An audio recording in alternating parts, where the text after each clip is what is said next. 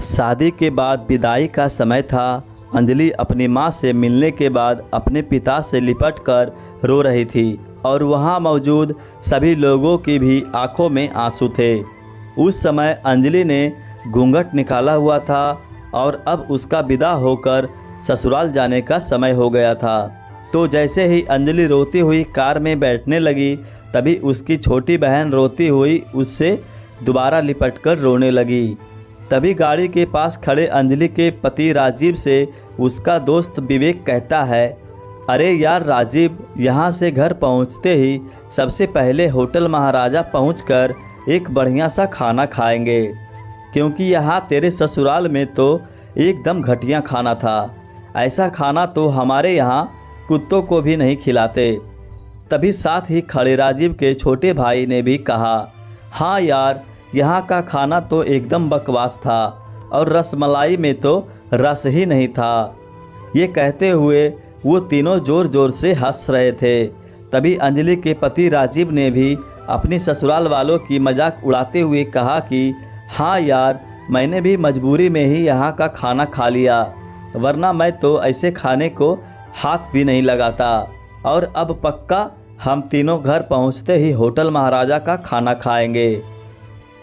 अपने पति के मुंह से ऐसी बातें सुनकर अंजलि कार में बैठती बैठती रुक गई और उसने गुस्से में सबके सामने अपना घूंघट हटाते हुए कार के दरवाजे को ज़ोर से बंद किया और आंखों में आंसू लिए अंजलि अपने पिता के पास चली गई और उनका हाथ पकड़कर उनसे ये कहा कि पिताजी, मैं ससुराल नहीं जाऊंगी, मुझे ये रिश्ता बिल्कुल मंजूर नहीं है।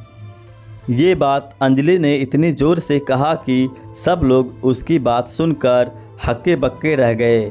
सब लोग अंजलि के नज़दीक आ गए और अंजलि के ससुराल वालों पर तो जैसे पहाड़ ही टूट पड़ा हो।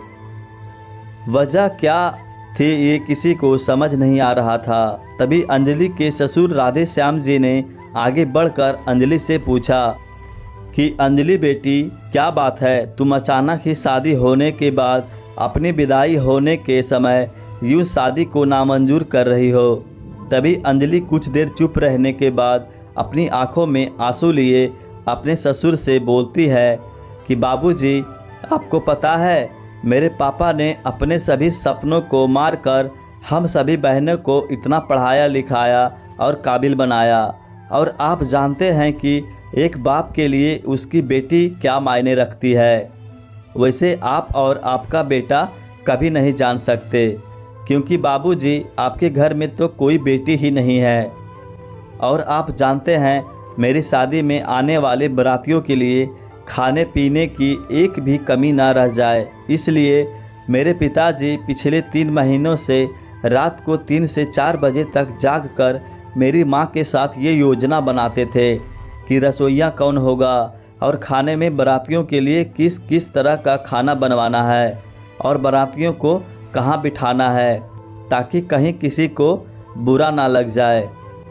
और शायद आप नहीं जानते कि मेरी माँ ने पिछले 1 साल से एक भी नई साड़ी नहीं खरीदी, क्योंकि मेरी शादी में पैसों की कोई कमी ना हो जाए। और आज भी मेरी शादी में मेरी माँ मेरी बड़ी बहन की साड़ी पहनकर खड़ी है। और ये तो कुछ भी नहीं, मेरे पिताजी भी 200 रुपये की इस शर्ट के नीचे कई छेद वाली बनियान पहनकर खड़े हैं, और ये सब सिर्फ इसलिए ताकि मेरी शादी में कोई कमी ना रह जाए। लेकिन इतनी मेहनत करने के बावजूद भी आज इस शादी में आपके बेटे को रोटियां ठंडी लगी, उसके दोस्त को पनीर बकवास लगा और मेरे देवर जी को रसमलाई में तो रस ही नहीं मिला। और तो और मेरे पति राजीव जी भी तो कह रहे थे कि वो ऐसे खाने को हाथ भी नहीं लगाते, बस उन्होंने तो मजबूरी में ही खाना खा लिया। अगर सब कुछ इन्होंने मजबूरी में ही खाया है तो इसकी क्या गारंटी है कि मुझसे शादी भी ये अपनी खुशी से ही कर रहे हैं। कल को राजीव जी ये भी कह सकते हैं कि मुझसे भी इन्होंने मजबूरी में ही शादी की है। और अंजलि रोते हुए अपने ससुर से ये भी कह रही थी कि जिस माता पिता ने मेरी शादी में दिन देखा ना रात, बस शादी की तैयारियां में लगे रहे, उन माता पिता पर आज आपके बेटे और उनके दोस्त यूं जोर जोर से हंस रहे हैं और उनकी इतनी बेइज्जती कर रहे हैं। क्या आपके घर में माता पिता की इतनी ही इज्जत होती है? तभी अंजलि के ससुर ने कहा कि बेटी, इतनी छोटी सी बात पर तुम इतना नाराज़ हो गई? तो अंजलि ने अपने ससुर की बातों को काटते हुए कहा कि बाबूजी, ये छोटी सी बात नहीं है। अगर शादी के बाद मैं भी आपको इज्जत ना करूं तो आपको कैसा लगेगा? ये सुनते ही अंजलि के ससुर ने शर्म के मारे अपनी आंखें नीची कर ली। तभी अंजलि ने कहा, लेकिन बाबूजी, आप चिंता ना करिए, हमारे अंदर हमारे अच्छे माता पिता के संस्कार हैं। किसी की बेइज्जती करना ये सब हमारे माता पिता ने हमें कभी नहीं सिखाया। ये सुनते ही अंजलि के पिताजी दयाशंकर जी ने आंखों में आंसू लिए अपनी बेटी को गले से लगा लिया और उससे कहा कि बेटी, मुझे गर्व है कि तू मेरी बेटी है और अब तू शांत हो जा। बेटी, तुझे मेरी कसम, तू इन्हें माफ़ कर दे और खुशी खुशी अपने ससुराल चली जा। तभी अंजलि का पति राजीव भी अंजलि के पिताजी और अंजलि से हाथ जोड़कर माफ़ी मांगता है और ये कहता है कि बाबूजी, मुझे माफ़ कर दो, सारी गलती मेरी ही है, लेकिन आज आपकी बेटी ने मुझे एक पिता की इज्जत करना सिखा दिया है और आज के बाद मैं हर किसी के माता पिता की हमेशा इज्जत करूँगा। उसी वक्त अंजलि के ससुर राधेश्याम जी भी आगे आकर अपनी बहू अंजलि के सर पर हाथ रखकर कहते हैं कि मैं तो बहू लेने आया था, लेकिन ईश्वर बहुत कृपालु है, उसने मुझे बहू के रूप में एक बेटी दे दी और वो भी इतने अच्छे संस्कार वाली, जो कि माता पिता का भी इतना सम्मान करती है। और अब बेटी, मेरे कहने से इन नालायकों को भी माफ़ कर दे, मैं हाथ जोड़ता हूँ तेरे सामने।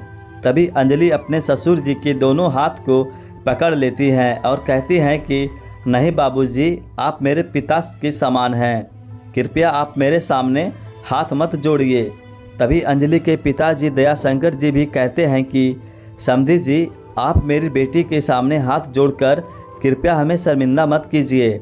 मेरी तो आपसे बस इतनी ही प्रार्थना है कि मेरी हमेशा आप मेरी बेटी को अपनी ही बेटी समझना और इससे कभी कोई गलती हो जाए तो इसे माफ़ कर देना। तो राधेश्याम जी भी अपने समधी जी दयाशंकर जी का हौसला बढ़ाते हुए कहा कि आप बिल्कुल चिंता मत करिए, बल्कि अब तो अंजलि बेटी ही हमारे पूरे घर को संभालेगी और ये ही हमारे घर की लक्ष्मी है।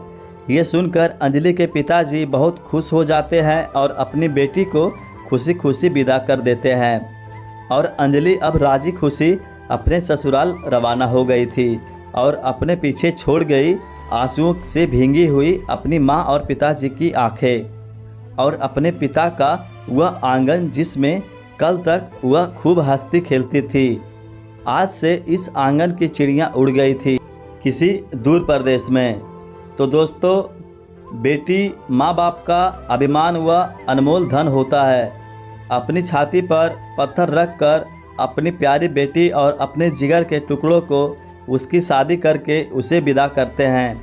इसलिए एक बाप अपनी बेटी की शादी करके वैसे ही उससे दूर हो जाता है और हमें उसका अपमान करके उन्हें और दुखी कभी भी नहीं करना चाहिए।